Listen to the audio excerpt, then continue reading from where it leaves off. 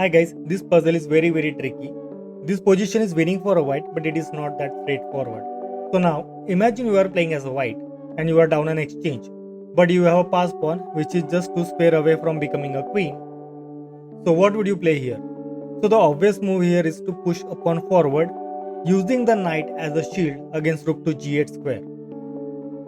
So the question is, how does black can stop this pawn?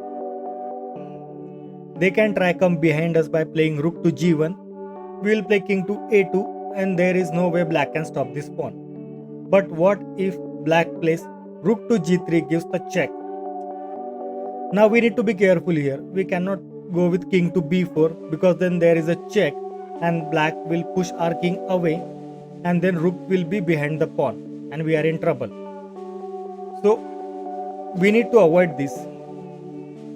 So instead we should go with king to a2 or b2. If we play king to a2, looks like we have stopped the black with further trick. But we have to look for the opponent's best move. They can push a pawn to b4. So what do you do now? If you just push a pawn and make a queen, it's a blunder because after rook checks, we takes the rook, black takes the queen and we lose a queen.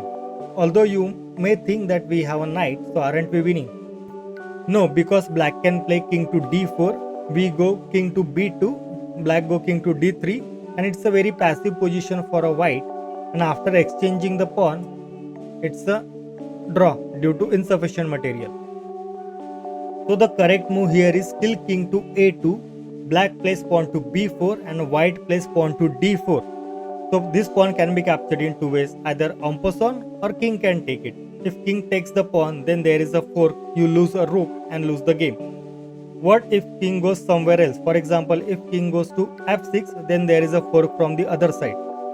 So the only option for white is to en passant. And after en passant, this rook is cut from the a3 square. Now we push a pawn and make a queen and win the game.